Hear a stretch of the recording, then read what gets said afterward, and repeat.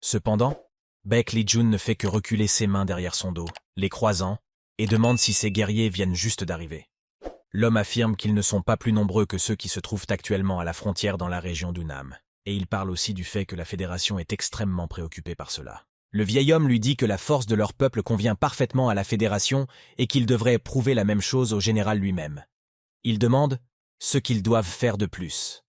Baek Lee-jun se tourne vers l'aîné, le regard menaçant, et lui dit qu'il leur a seulement demandé d'améliorer leurs compétences, mais jamais de leur causer plus de problèmes. Baek Lee-jun a dit à l'aîné qu'un homme les avait récemment visités dans la section de la Fédération d'Unam.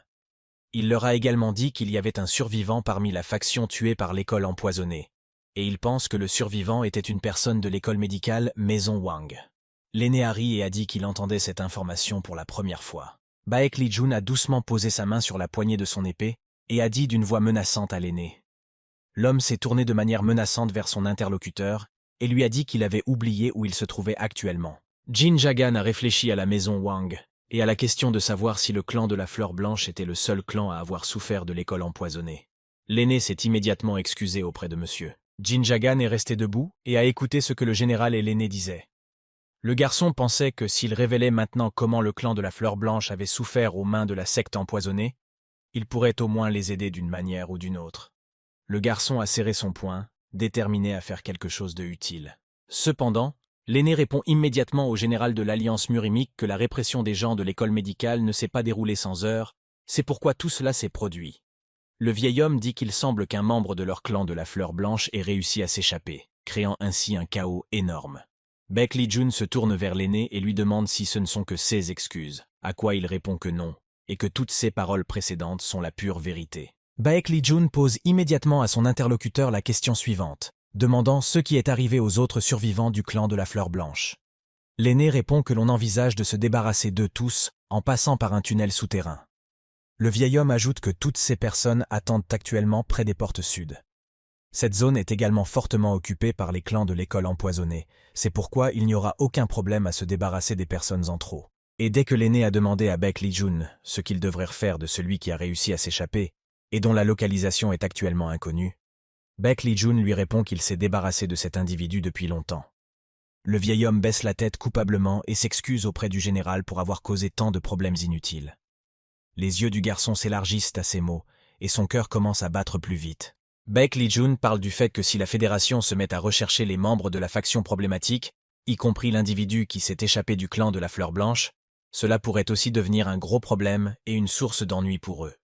Il mentionne que s'ils décident de les écraser, ils le feront jusqu'au bout. L'aîné dit à Baek Lee-jun que tout ce qu'il a à faire, c'est de nettoyer après lui, et cette fois-ci, il fera le travail beaucoup plus minutieusement, en ne laissant rien au hasard. Jin Jagan était choqué d'entendre cela, car il n'aurait jamais pu imaginer que la Fédération de Murim serait impliquée dans les meurtres cruels de personnes de son clan et de ses proches. À ce moment-là, le garçon émet involontairement un léger bruit qui finit par parvenir aux oreilles de Baek Lee-jun. Même ainsi, l'homme parvient à entendre ce bruit étrange et discret, pendant que l'aîné lui suggère de se calmer et de sortir prendre l'air. Cependant, Baek Lee-jun demande immédiatement à l'aîné de se taire en posant sa main sur la poignée de son épée. L'homme commence à regarder dans la direction d'où provient ce bruit étrange et silencieux.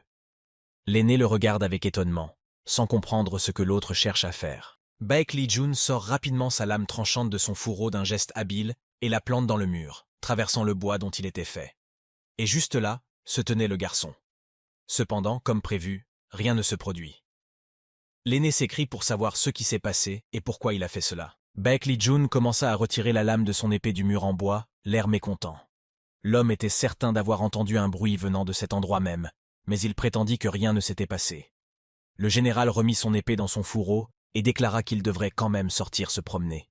Pendant ce temps, Jin Jagan resta figé à sa place, respirant difficilement et se couvrant la bouche de la main pour ne pas trahir sa présence par sa respiration bruyante. Sa poitrine se soulevait rapidement, puis retombait brusquement. Il était terrifié, car s'il n'avait pas réussi à se dérober en quelques secondes, sa tête aurait été transpercée. Juste après avoir entendu les pas s'éloigner de lui, Jin Jagan s'effondra sur le sol, ses jambes flageolantes. Le garçon était abasourdi et choqué par tout ce qu'il venait d'entendre de la bouche de Baek Lee-jun et de l'aîné. Ses yeux s'écarquillèrent, ses pupilles se rétrécirent. De la sueur perlait sur son front, et la transpiration coulait toujours le long de ses joues. Jin Jagan ne comprenait pas du tout certaines choses à ce moment-là. Notamment, pourquoi le général de la Fédération Murimique, Baek Lee-jun, soutenait tout ce que faisait l'école empoisonnée. Le garçon se demanda si cela signifiait que toutes les atrocités subies par les membres du clan de la Fleur Blanche et tous les autres avaient été commises à la fois par la secte empoisonnée et par Baek Lee-jun. Soudain, Jin Jagan entendit des voix inconnues résonner derrière l'angle du bâtiment où il se trouvait. Il devait agir rapidement, car s'il était capturé en tant que dernier survivant, il serait certainement tué sans hésitation. Comme le garçon l'avait prévu, 2 gardes passèrent juste au coin de la rue, discutant bruyamment. Il se glissa rapidement à l'intérieur de la maison en ouvrant la porte et pénétra dans l'obscurité inquiétante. Mais il valait mieux être dans l'obscurité que d'être capturé et tué. Jin Jagan était effrayé car il était pris dans un tourbillon de pensées à ce moment-là. Il pensait que la Fédération Murimique était au courant de tous les méfaits commis par l'école empoisonnée. Le garçon était choqué de réaliser qu'ils non seulement fermèrent les yeux sur tous leurs actes criminels, mais les soutenaient également dans toutes leurs entreprises. Jin Jagan comprenait que peu importe si seul le général Baek Lee-jun était corrompu ou si toute la Fédération l'était, même si l'on considérait le fait que tous savaient ce qui était arrivé au clan de la Fleur Blanche, rien ne changerait fondamentalement. Jin Jagan avait déjà compris que l'homme qui avait risqué sa vie en se rendant à la Fédération avait demandé à ces hommes d'écraser complètement leur clan, autrement dit de se débarrasser totalement d'eux. Jin Jagan était furieux car ces individus cruels avaient tué tout le monde en traîtres comme de vrais lâches, et maintenant ils cachèrent la triste vérité à ce sujet. Le garçon réalisa que tous ces gens étaient essentiellement les mêmes. Dans ses pensées, Jin Jagan s'écria que tous ces individus méritaient tout ce qui leur arrivait, y compris la mort, car ils avaient pris la vie de ses proches. Le garçon se fixa pour objectif de rester en vie coûte que coûte et de devenir de plus en plus fort, sans l'aide des autres. Alors, il pourrait se venger de tous. Pendant ce temps, l'aîné et le général Baek Lee-jun étaient assis avec d'autres personnes derrière une grande table. Le vieil homme leva son verre et demanda un peu d'attention. Attendant le silence, il continua en expliquant qu'ils étaient tous réunis ici aujourd'hui pour saluer le grand guerrier Baek Lee-jun. L'aîné dit qu'ils étaient également réunis pour célébrer une occasion joyeuse survenue à l'école empoisonnée. Il expliqua que leur général de la Fédération Murimique pourrait les rejoindre à tout moment, et ceux qu'il avait à dire confirmeraient leur célébration. Il leva joyeusement son verre encore plus haut. Cependant, l'aîné continua en disant que jamais auparavant il n'avait eu une journée aussi grande dans toute l'histoire de l'école empoisonnée. Il demanda à tous de lever leur verre pour un toast joyeux et pour célébrer la fête. Cependant, à ce moment-là, l'une des subordonnées entra dans la pièce et s'approcha de l'aîné. Celui-ci se tourna vers l'homme avec une expression interrogative et inclina son oreille pour qu'il puisse lui communiquer une nouvelle importante en secret. L'homme commença à murmurer et à chuchoter à son oreille avec un air légèrement perdu et mécontent. Les nouvelles que l'aîné reçut le plongèrent dans une grande confusion. Il se leva brusquement de sa chaise en posant les mains sur la table en signe d'agitation. Interpellé par les gestes hostiles de son compagnon, Baek Lee-jun demanda à l'aîné s'il s'était passé quelque chose.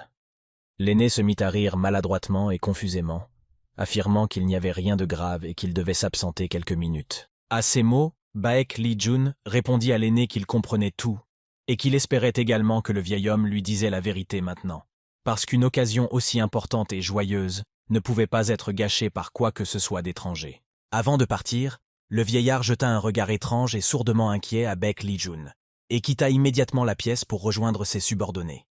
Dès le seuil de la porte, l'aîné demande aux gardes ce qu'ils entendent par l'évanouissement de Mangyu, car il ne comprend pas du tout comment une telle chose peut se produire. À cela, les subordonnés répondent simplement que d'après les informations qu'ils ont reçues, c'est à cause des nombreux poisons différents qui ont été trouvés dans son corps. Ils ajoutent également qu'il y a peut-être eu des erreurs dans leurs expériences. Mais à ces paroles, le vieillard répondit seulement que, comme il le savait avec certitude, Mangyu s'était livré à l'étude de divers poisons pendant les 10 années de sa vie, et qu'une telle chose n'aurait jamais pu se produire, car le vieillard était sûr de son savoir. Oh, et puis, comment aurait-il pu échouer à un moment aussi important pour eux? Mais le vieillard demande alors aux hommes pourquoi Mangyu n'a pas décidé d'utiliser son jouet sur lequel il pouvait tester tous ces poisons. Les hommes écarquillent les yeux d'étonnement, ne comprenant pas de quel jouet il s'agit. L'aîné répond qu'il s'agit d'un garçon du clan de la Fleur Blanche, et que c'est Polomang qui l'a utilisé pour ses expériences. Ce à quoi l'homme répond confusément que lorsqu'ils sont venus chez lui, ils n'ont vu personne d'autre près de Mang. L'ancien est très choqué par la nouvelle qu'il vient d'entendre. Le vieil homme pense que c'est tout simplement impossible à croire, car c'est ce même garçon qui a laissé Mangyu infirme à vie. Et si, selon le vieil homme, Mangyu est mort, C'est seulement pendant l'expérience. Mais alors pourquoi n'a-t-on pas trouvé près de son corps le même garçon sur lequel les expériences ont été menées? Le vieillard pensa immédiatement que la meilleure solution pour eux serait de se débarrasser de tous les problèmes qui pourraient être les conséquences de la disparition du garçon sur lequel Mangyu avait fait des expériences.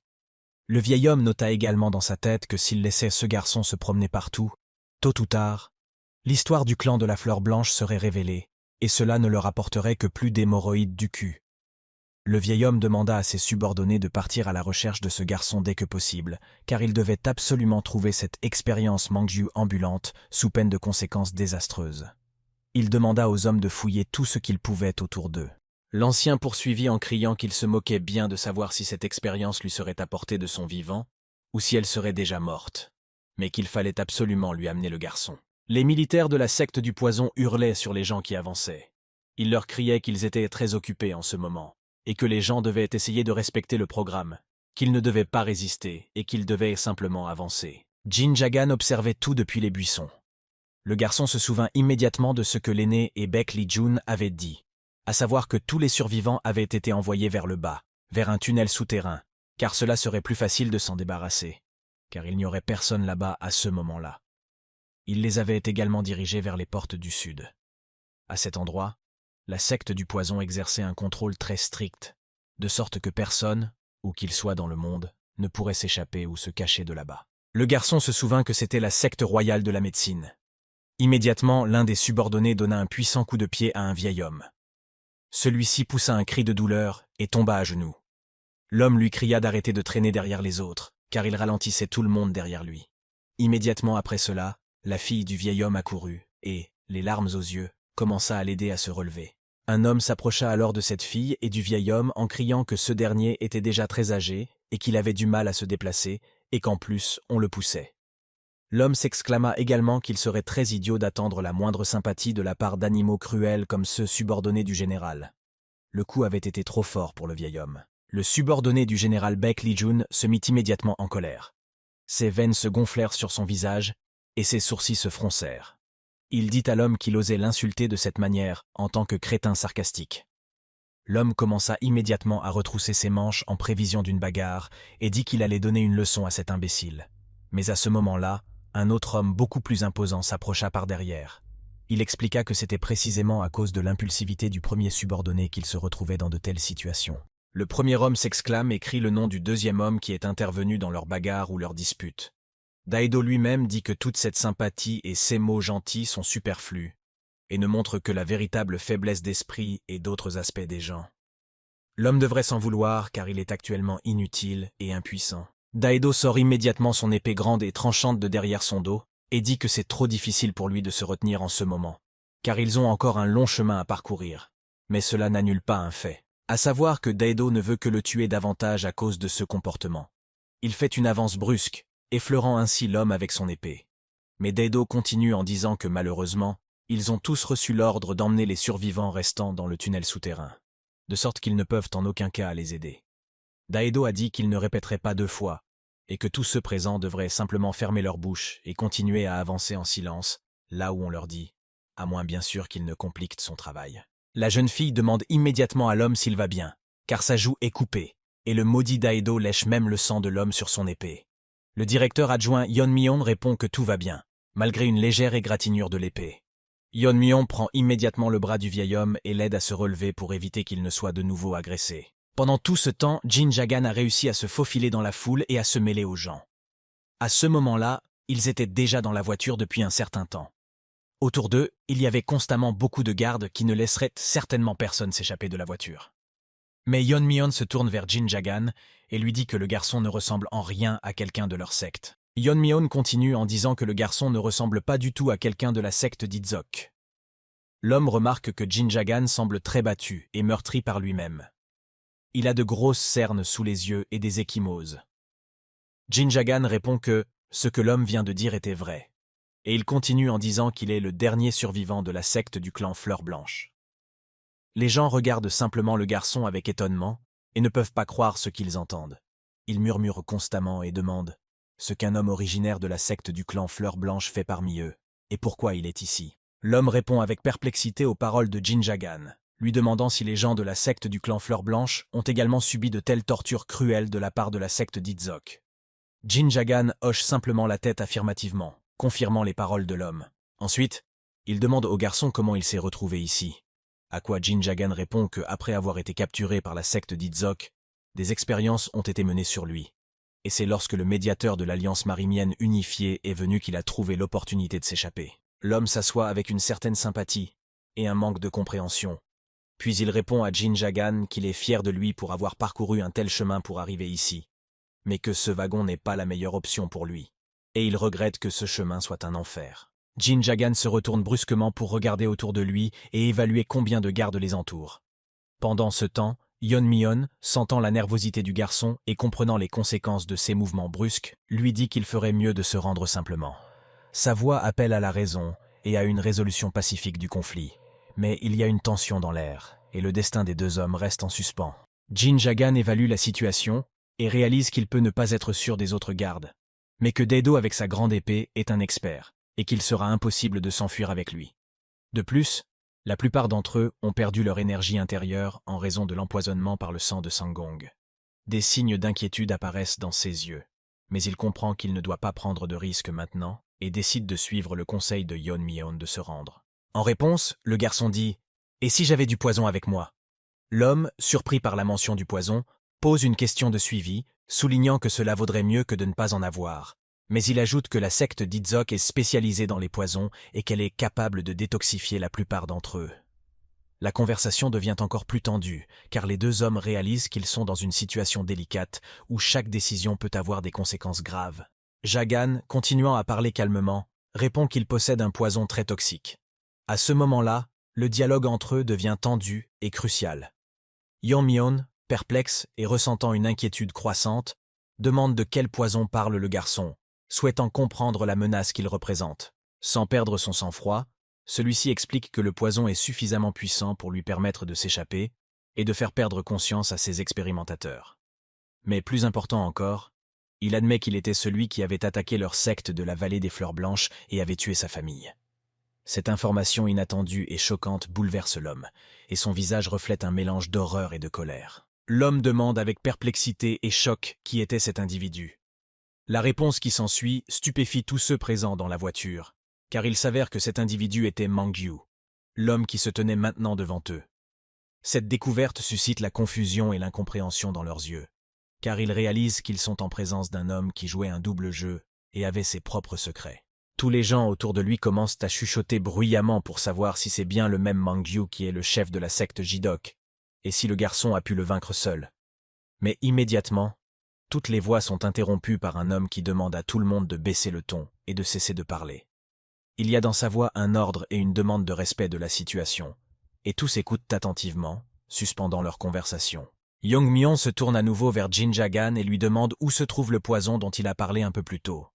Ce à quoi le garçon répond en éraflant la manche de ses vêtements sur sa main et en se rongeant l'ongle de son petit doigt avec force. Le garçon dit à l'homme que le poison est là, dans son corps. Yeon-mi-yeon est choqué et très surpris. Malgré tout, l'homme pouvait voir que c'était vrai rien qu'en regardant l'apparence de l'auriculaire de Mangyu. Il sécrétait un liquide étrange qui sortait en trop grande quantité, laissant présager un danger et un poison. Cette découverte rendait la situation encore plus mystérieuse et dangereuse. L'homme finit par conclure qu'une toxine pure sortait de son petit doigt et qu'il s'agissait du poison le plus mortel qu'il ait jamais vu. Yeon-mi-yeon poussa un cri de surprise et demanda au garçon comment il pouvait garder dans son corps une chose aussi toxique sans lui causer le moindre dommage. La question était si énigmatique et surprenante que même l'homme expérimenté était au bord de la perplexité et de l'horreur, réalisant que quelque chose d'incroyable et de mystérieux se présentait à lui. Jin Jagan répondit à Yeon-mi-yeon qu'il avait dû manger des insectes venimeux de différentes sortes au cours d'une expérience à laquelle il avait participé. Et dit aussi que lors de l'attaque de leur village, il avait dû manger 5000 centipèdes rouges mortels et venimeux. Et même après tant de tentatives infructueuses, il n'a pu mourir d'aucun de ces poisons mortels. Connaissant cette capacité étonnante et mystérieuse du jeune homme, Mangyu fit des expériences sur lui et le nourrit jour après jour, alors qu'il était enfermé d'une grande variété d'insectes venimeux. C'est alors qu'il développa la capacité de sécréter du poison par son corps. Yeon-mi-yeon fut tout simplement abasourdi et stupéfait par les paroles du garçon, et lui demanda immédiatement s'il pouvait faire un petit examen du corps du gars avec sa propre permission. Après tout, Jin Jagan autorise un homme à le faire. Young Mi-young remarque des choses étranges en examinant le corps du garçon, à savoir que tous les méridiens du corps du garçon sont bloqués, mais que son danchan, son estomac et même son petit doigt sont les seules voies méridiennes du corps. Aussi, Young Mi-young devine que toute l'énergie Dianchan de Jin Jagan dans son propre corps est le poison le plus toxique et le plus vénéneux. Young Mi-young s'éloigne du garçon dès qu'il a terminé son inspection de Jin Jagan et lui dit que son corps est très inhabituel. L'homme dit au garçon qu'il ne connaît pas la véritable raison pour laquelle cela lui arrive, mais que toute la douleur et la souffrance que le garçon a dû endurer lui ont donné cette même bénédiction au poison. L'homme ajoute également que le poison qui s'accumulait dans le corps du garçon par l'intermédiaire de Diantian a pu, d'une manière ou d'une autre, s'infiltrer dans ses méridiens sur son petit doigt. Jin Jagan répond immédiatement à Young Mi-yeon et dit qu'il devrait alors utiliser cette nouvelle capacité qu'il a acquise pour un but commun, à savoir s'échapper d'ici et, plus important encore, survivre. Mais la fille assise en face d'eux interrompt le garçon et lui dit « Ce qui se passera si leur plan échoue, car l'enfant pourrait ne pas être capable de vaincre tous les gardes qui l'entourent. » Elle poursuit en disant que si Jin Jagan ne réussit pas, ils ne feront que perdre leur temps et leur énergie. Et pire encore, ils finiront tous par mourir d'une misérable mort de chien. Elle s'exclame également que Jin Jagan et Young Mi-yeon ne pensent pas trop à s'enfuir d'ici, parce que ce ne sera pas aussi facile qu'ils le disent. C'est alors qu'un autre homme se joint aux paroles de la jeune fille, lui qui s'était contenté de rester assis et d'écouter ce que disaient les autres autour de lui. Il exprime lui aussi son mécontentement en disant qu'il est d'accord avec ce que vient de dire la jeune fille, car ils se dirigent tous vers les mines de toute façon, ce qui signifiait qu'au moins ils ne mourraient pas, et qu'il valait mieux vivre ainsi que de mourir tout court. L'homme complète également en disant que bien sûr le travail dans les mines pouvait être très dur, mais que dans le bon sens, il leur garantissait au moins une chance de survie, et que cela ne servirait à rien s'ils mouraient. Puis quelqu'un dit que c'est la vérité, car à quoi cela sert-il de mourir dans la misère? À toutes ces paroles, Jin Jagan s'est contenté de demander si les gens autour de lui avaient fini d'exprimer leur mécontentement à l'égard de leur plan. Ce à quoi l'homme lui répondit dans l'incompréhension de ce que le garçon voulait dire. Mais la jeune fille reprit son cri, s'adressant à nouveau à Jin Jagan, lui disant de bien réfléchir et de se demander si ce qu'il prévoyait de faire maintenant était réaliste, car toute cette affaire était très risquée pour tous les gens en même temps. La jeune fille suggéra de mettre l'idée de côté et de réfléchir à la façon dont il pourrait s'échapper alors qu'il pouvait encore atteindre les tunnels. Mais à ces mots de la jeune fille, Jin Jagan répond que toutes leurs vies prendront fin en même temps au moment précis où ils atteindront les tunnels souterrains. Le garçon demande à la fille quel est l'intérêt de continuer à vivre comme un rat sous terre, à condition de ne vivre que quelques années de plus que d'habitude, plutôt que d'être tué d'un seul coup. Un silence de mort s'est immédiatement installé autour des gens. Tout le monde a compris que les paroles du garçon n'étaient certainement pas de son âge, et qu'il avait parfaitement raison. Young Mi-yeon rompt immédiatement le silence, et dit que tout. Ce que Jin Jagan vient de dire est la vérité absolue, et qu'ils ne peuvent pas rester ici un instant de plus. Young Mi-yeon dit aussi que s'ils étaient venus dans les tunnels, il est peu probable qu'ils puissent tous y faire quelque chose d'utile. Young Mi-yeon poursuit en disant que s'ils avaient écouté la fille et étaient revenus là, cela aurait été leur erreur fatale. En ce moment, la capacité du garçon pourrait être la seule et unique chance de salut pour eux, car leur santé est déjà très bonne, même s'ils sont tous épuisés et que le nombre d'ennemis est assez faible. À ce moment-là, Young Mi-yeon se tourne vers le garçon et lui demande comment il s'appelle, et si cela ne le dérangerait pas de coopérer avec eux pour leur survie. L'homme demande au garçon de les aider, et ils l'aideront également à sortir d'ici en retour. Il obtient une réponse positive de la part du garçon, et ils commencent immédiatement à faire connaissance. Young Mi-yeon dit au garçon qu'il est temps de se présenter, et l'homme dit qu'il s'appelle Young Mi-yeon, et qu'il est le directeur adjoint de la secte du roi médecin. Le garçon a dit à l'homme qu'il s'appelait Jin Jagan. Young Mi-yeon regarde le garçon en souriant, et lui dit qu'il semble que Jin Jagan ait réussi à leur ouvrir les yeux sur la situation dans laquelle ils se trouvaient tous, et qu'ils lui en sont très reconnaissants. Sans ces paroles, ils se seraient rendus à l'Alliance pour signaler l'incident si le garçon n'avait pas décidé de leur parler de la trahison. Mais Jin Jagan ne fait que répondre à ces mots en disant qu'ils n'ont pas encore commencé à mettre leur plan en œuvre, et qu'ils n'ont même pas encore réussi à s'échapper. À cela, Young Mi-yeon répond qu'il dit tout cela au garçon parce qu'il ne veut pas d'une vie déshonorante, et qu'il lui en est donc très reconnaissant. Mais tout à coup, des gardes crient de loin pour dire à la charrette de s'arrêter. Les subordonnés crient aux gens que le directeur lui-même leur ordonne de faire demi-tour et de retourner dans leur secte. Young Myung poussa un cri de surprise en voyant le garçon et lui demanda comment il pouvait garder dans son corps quelque chose d'aussi toxique sans causer le moindre dommage à son corps et à ses entrailles. La question était si mystérieuse et surprenante que même l'homme expérimenté était au bord de l'ahurissement et de l'horreur, réalisant que quelque chose d'incroyable et de mystérieux se présentait à lui. Des voix résonnaient ainsi dans l'air, qui répétaient pour la deuxième fois l'ordre au chariot de faire demi-tour et de revenir à la secte d'où ils avaient été cloués. Daedo regarda en arrière avec intérêt et vit ses camarades, les hommes de main du général à cheval, qui lui criaient que les hommes supérieurs commençaient déjà à devenir fous. L'homme ajoute que l'aîné Manju s'est évanoui depuis longtemps, et qu'un des prisonniers s'est également échappé de sa maison, qui était l'expérience de M. Manju. Ils lui ont immédiatement crié que le directeur Baek Lee-jin leur avait ordonné de retrouver l'homme pour eux le plus rapidement possible. Daedo se contenta de regarder l'homme avec une expression surprise et expira d'incrédulité. Il lui demanda si son expérience avait vraiment réussi à faire quelque chose d'aussi terrible à Mangju-san. L'homme lui répond immédiatement que, bien que cela n'ait pas encore été prouvé, tout porte à croire que c'est le survivant qui l'a fait.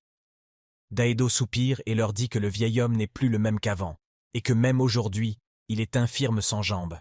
Alors il n'est pas vraiment surpris qu'il soit si affaibli. Le même homme dit à Daedo qu'en ce moment même, dans ce chariot rempli de gens, se trouve le même survivant échappé du village des Fleurs Blanches, et qu'ils doivent le fouiller immédiatement pour trouver l'imposteur. Cette découverte soudaine crée une tension dans le wagon, et tous les regards se tournent vers l'homme en question. La situation devient encore plus compliquée, et tout le monde attend des développements, se préparant à un éventuel conflit. Jin Jagan est immédiatement approché par Young Myon, qui se penche vers l'avant avec anxiété, et le garçon fait de même. Il était plus difficile de voir leur visage de cette façon, car ils étaient assis dans une position courbée. Daedo, quant à lui, demande à l'informateur masculin à quoi ressemble celui qui a échappé à M. Manju. L'homme lui répond qu'il n'est certainement pas sûr de ses suppositions, et dit aussi qu'il n'a certainement pas entendu les détails. C'est pour cette raison qu'ils doivent retourner le chariot pour pouvoir examiner toutes les personnes. Les hommes parlent du fait qu'il ne sera pas facile de contrôler tout le monde, car s'ils pensent vraiment pouvoir contrôler tout ce wagon sur ce chemin étroit entre les montagnes et la forêt. De plus, ils essaient de ne pas donner plus de fil à retordre au général de l'Alliance, et ce qui se passera s'ils ne font pas le travail après avoir retourné le chariot. Seul l'homme pensa à s'y opposer. Mais Daedo décida de suggérer une autre idée qu'il jugeait plus efficace. Daedo demanda à son subordonné combien de personnes au total devaient se trouver dans le chariot. On lui répondit qu'il devait y avoir 11 personnes au total à l'intérieur. Daedo soupire et dit à l'homme que s'il n'y a pas 11 personnes dans le chariot, ils quitteront l'endroit le plus vite possible. Immédiatement, Daedo demande s'il est possible que l'un des membres de la famille ait pris leur place. Daedo commence à compter rapidement et à pointer son index vers les personnes assises dans le chariot. Tous les passagers commencent à s'inquiéter et à paniquer. Une atmosphère de tension et de peur s'est emparée de tous, chacun étant terrifié par les conséquences possibles de cette inspection inattendue. Certains se cachèrent la tête dans les genoux comme des autruches, essayant d'échapper à la peur, tandis que d'autres restaient assis, se regardant avec horreur dans les yeux, attendant une solution à cette situation tendue. Mais soudain, le visage de l'homme change radicalement, et il dit avec un sourire terrifiant qu'une personne seule dans le wagon est manifestement superflue. Daedo sourit sournoisement, comme s'il savait quelque chose que les autres ignoraient, et dit que comment se peut-il qu'il y ait plus de 11 personnes dans le wagon, avec un sourire en coin. Un tout autre subordonné du général de l'Alliance Murim cria alors, expliquant comment le prisonnier avait pu s'échapper et se retrouver parmi eux. Daedo dégaina immédiatement son épée large et tranchante, donnant une impression imposante et menaçante. Il se tenait là, confiant en lui et en sa capacité à gérer cette situation. Son épée était prête à l'action, et maintenant, grâce à cela, ils n'avaient plus besoin de se diriger vers le tunnel car ils avaient une bonne raison de discuter de la situation ici et maintenant devant eux. C'est parce qu'ils avaient des affaires à régler qu'ils ne pouvaient pas retarder leur enquête et se rendre au tunnel. En ce moment même, un traître était assis dans le chariot, et il devait s'en débarrasser au plus vite. Jigan commença à paniquer, son esprit réfléchissant à un plan d'action, car le poison qui était dans son corps n'était pas omnipotent. C'est pourquoi il lui faut une stratégie supérieure à celle de son adversaire. C'est pour cette raison que l'homme s'est rendu compte qu'il devait être plus prudent cette fois-ci. Mais la secte Jidok agit bien plus vite que Jin Jagan ne pouvait l'espérer. Soudain, Young Myung saisit l'épaule du garçon et hocha la tête, comme pour lui faire savoir qu'il avait une idée ou une solution. Ce moment remplit Jigan d'espoir, et il s'attendait à entendre une suggestion qui les aiderait dans cette situation dangereuse. Cependant, en arrière-plan, l'un des hommes tremblait de peur. Il n'arrivait pas à gérer la peur animale qu'il ressentait en ce moment. L'homme, soudainement très anxieux et effrayé, se leva brusquement et dit que malgré sa peur, la personne qui s'était échappée du clan de la Fleur Blanche était ici et maintenant dans le chariot. Cette information soudaine et choquante provoqua encore plus de tension et d'excitation parmi les passagers, et tout le monde attendit de voir comment cette situation inattendue allait se développer. Soudain, le même homme s'écria que le type était venu et avait disparu dans le wagon sans rien demander à personne. L'homme crie en désespoir de cause qu'ils ne le leur donneront que s'ils les laissent partir vivants. Le garçon regarde l'homme avec horreur et incompréhension. C'était le même garçon. Mais Daido n'en a cure, et, d'un coup d'épée, il coupe l'homme en deux, de l'épaule gauche au côté droit de l'estomac. Tous les gens étaient choqués par ce qu'ils voyaient, et les visages des passagers reflétaient l'horreur et le dégoût. La situation devint encore plus tendue et dangereuse, et il y eut un silence étrange dans le wagon, interrompu seulement par les bruits de respiration et les battements de cœur qui résonnèrent dans l'horreur. Certains gardes s'exclamèrent auprès de Daido sur ce qu'il venait de faire, et qu'il pourrait obtenir au moins un peu plus d'informations de la part de l'homme. Daido répondit qu'il était en route lorsque les choses commencèrent à devenir intéressantes, et qu'il ne manquerait pas d'informer le directeur que ces hommes essayaient de cacher le prisonnier, et qu'en tout état de cause, la mort était leur fin. Le garde voulut cependant poursuivre ses objections, mais la femme du chariot l'interrompit. Elle a crié, dans une agonie et un élan de colère, qu'ils étaient comme des animaux, qu'ils se comportaient comme de vraies bêtes. Elle demanda comment on pouvait traiter une vie humaine comme s'il s'agissait d'une simple mouche, et exprima sa rage face à l'inhumanité du moment. Toute la foule s'est mise à soutenir la femme, à crier et à exprimer sa rage. Les gens ont crié haut et fort que si c'était le cas, Daido devait les tuer tous, et que le ciel le punirait alors très sévèrement. Daido répondit que même s'il ne lui demandait pas de les tuer, cela se produirait quand même, et qu'une seule personne ne changerait pas la situation. Quelqu'un dans la foule cria à nouveau qu'il était temps pour eux de commencer leur plan dès maintenant. Depuis le chariot, les gardes furent attaqués par des hommes portant des objets tranchants dans leurs mains. Ils agissaient rapidement et habilement, créant le chaos et la panique parmi les gardes. La situation était tendue et dangereuse, et la lutte pour la survie dans ce wagon tendu commença. Daido feignit la surprise et soupira avec un petit rire, comme s'il était surpris par la tournure des événements. Un subordonné du général de l'Alliance Murim posa son arme sur le front des gardes et commença à crier, les accusant tous d'être des salauds, et de croire vraiment qu'une telle chose allait marcher. Il leur a ensuite ordonné bruyamment de mourir. Après ces paroles, l'homme a égorgé son ennemi et a jeté son corps au loin. L'un des gardes a réagi en criant qu'ils n'étaient que des ordures et a demandé comment ils avaient pu tuer tous ces gens. Il se mit alors à cracher une grande quantité de sang et à appeler Daido. Mais celui-ci le regarda en silence, sans manifester la moindre émotion. La situation devint encore plus tendue et chaotique dans ce wagon où la lutte pour la survie devenait féroce. Le serviteur du général Murimski se tourna brusquement vers l'un des hommes qui s'était précipité hors du wagon et lui exprima sa colère d'avoir osé tuer l'un des leurs. La colère l'envahit, car il sent qu'ils sont en train de perdre face à leurs adversaires. Ses yeux brillaient de rage, ses poings se crispaient sur l'arête de son nez et ses veines se gonflaient de tension. La situation s'envenime et la tension monte dans le wagon. Le même homme qui, il y a quelques secondes, criait qu'ils allaient tuer tout le monde, hésita soudain et tomba à genoux.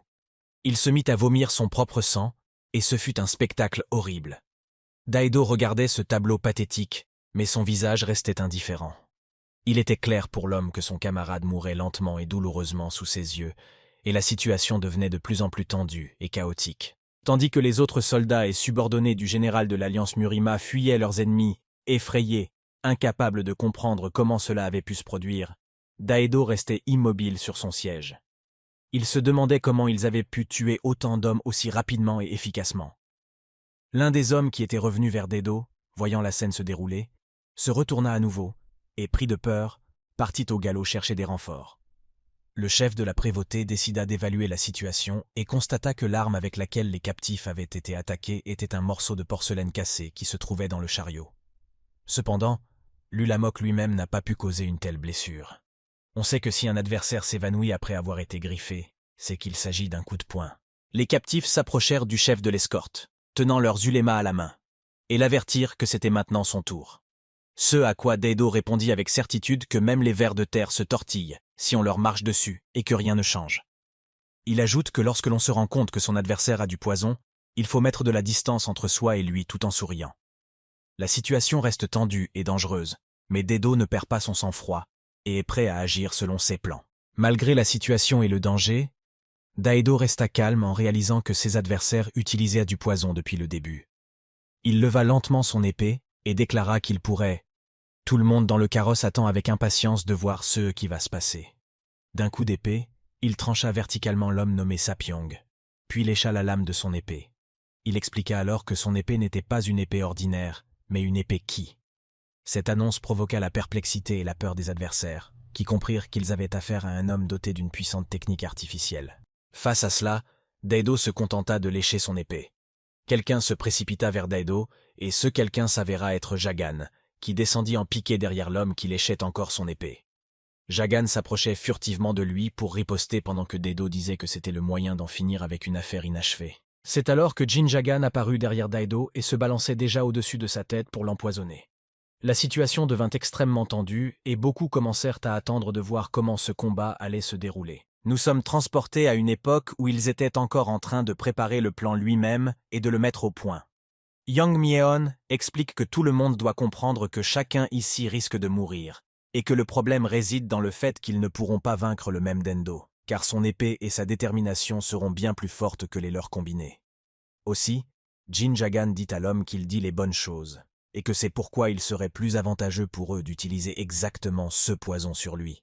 Mais Eun-myung dit qu'il comprendra vite qu'ils utilisent le poison comme une arme. C'est pourquoi Yang Myeon proposa qu'ils deviennent tous des leurs jusqu'au moment de l'attaque surprise de Jin Jagan. Le plan était d'attirer l'attention de Daido et de maintenir son attention sur eux jusqu'à ce que le garçon vise précisément le coup de Daido. C'était un plan dangereux et risqué, mais ils n'avaient pas d'autre choix et espéraient pouvoir arrêter Daido et empêcher ses terribles intentions. Mais après un certain temps et de lourdes pertes, ils réussirent tout de même à aider Jin Jagan à s'approcher de Daido et à l'endommager au niveau du cou. Le coup de Jin Jagan était précis et juste. Immédiatement, une petite trace de sang apparut à l'endroit de la coupure.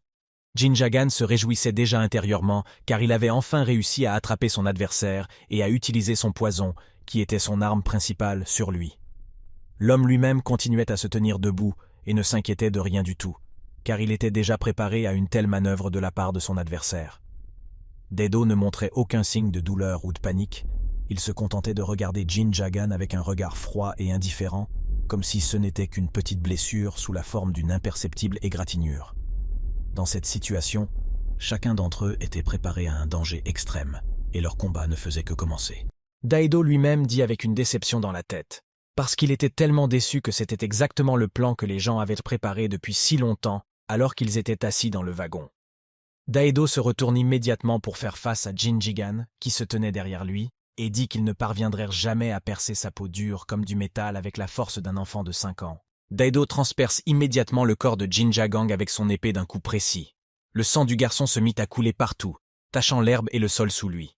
Daido dit lui-même qu'il ne pouvait pas s'attendre à ce qu'un enfant aussi petit lui saute dessus. Pourtant, l'homme le félicita, disant que Jin Jagan était très doué pour se cacher et s'approcher furtivement de l'homme afin de le frapper à son point faible, à savoir son cou. Mais aussitôt, Daido tira la langue et dit quelque chose qui était tout, ce dont il pouvait féliciter le garçon, car pour tout le reste, c'était un enfant faible, sans un gramme de force. L'homme pointa son épée sur le garçon, lui demandant quels seraient ses derniers mots. Jin Jagan lui-même pensait que tout le monde ici mourrait certainement juste parce que le garçon mourait. Alors il y avait encore quelque chose d'autre qu'il devait absolument faire pour sauver d'autres personnes. Toutes les personnes qui se trouvèrent dans le chariot jusqu'à présent étaient furieuses que Daido ait tué un petit garçon sans remords. Ils ne cessaient de crier qu'il avait tué un enfant et qu'il ne valait pas mieux qu'un animal. Mais Daido ne se souciait pas du tout de leurs paroles, et il restait là, à lécher le sang sur son épée. Sa sérénité et son indifférence ne firent qu'accroître l'indignation de ceux qui l'entouraient. Un sourire narquois apparut immédiatement sur le visage de Daido, et dès qu'il donna un petit coup d'épée dans les airs, une énorme explosion se fit entendre. Des morceaux de l'énorme rocher sur lequel il se trouvait volèrent en éclats, et les courants d'air emportèrent tout sur leur passage. L'impact était extrêmement puissant et destructeur, et tout le monde autour d'eux était stupéfait par sa puissance et sa force de destruction.